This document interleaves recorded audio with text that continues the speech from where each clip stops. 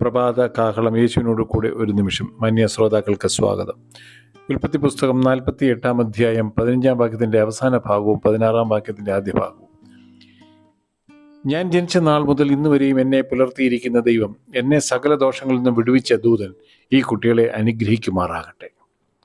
പ്രിയമുള്ളവരെ, ഒരു പിതാവ് തൻ്റെ മക്കളെ അനുഗ്രഹിക്കുന്ന രംഗമാണ് നമ്മൾ ഈ 48 അധ്യായത്തിൽ കാണുന്നത്.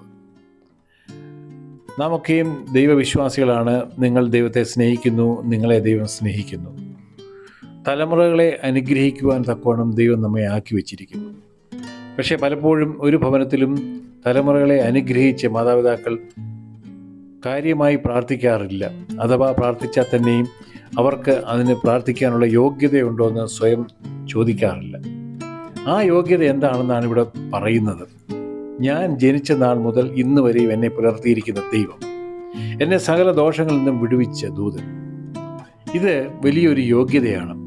മാതാപിതാക്കൾക്ക് ധൈര്യമായിട്ട് പറയുവാൻ സാധിക്കണം, ജനിച്ച നാൾ മുതൽ ഇന്ന് വരെയും പുലർത്തിയിരിക്കുന്ന ദൈവമെന്നും സകല ദോഷങ്ങളിൽ നിന്നും പ്രതിസന്ധികളിൽ നിന്നും പ്രശ്നങ്ങളിൽ നിന്നും എന്നെ കാത്തു പരിപാലിച്ച് വിടുവിച്ച ദൈവം എൻ്റെ തലമുറകളെയും അനുഗ്രഹിക്കട്ടെ എന്ന് നമുക്ക് പറയാൻ സാധിക്കുകയാണെങ്കിൽ നമ്മുടെ ജീവിതം കൊണ്ട് ധന്യതയുണ്ടാകും, അനുഗ്രഹമുണ്ടാകും, അർത്ഥമുണ്ടാകും.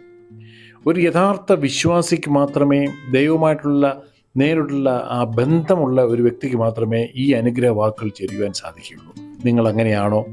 നിങ്ങളുടെ ജീവിതം അത്രമാത്രം ധന്യമാണ് എങ്കിൽ അതിന് നിങ്ങൾ അർഹരാണ്. അല്ലെങ്കിൽ ഇന്നു മുതൽ ആ ഒരു അനുഗ്രഹിക്കപ്പെട്ട അനുഭവത്തിലേക്ക് ദൈവമായിട്ട് നിങ്ങൾ വരണം. പ്രാർത്ഥിക്കാം. പ്രിയ കർത്താവേ, മാതാപിതാക്കൾ കുഞ്ഞുങ്ങളെ അനുഗ്രഹിക്കാൻ അവരെ സഹായിക്കണമേ. യേശുവിൻ നാമത്തിൽ തന്നെ ആമേൻ. God bless you. തിരുരക്തം നമുക്ക് കോട്ടയായിരിക്കട്ടെ. വീണ്ടും നമുക്ക് കൂടി വരാം.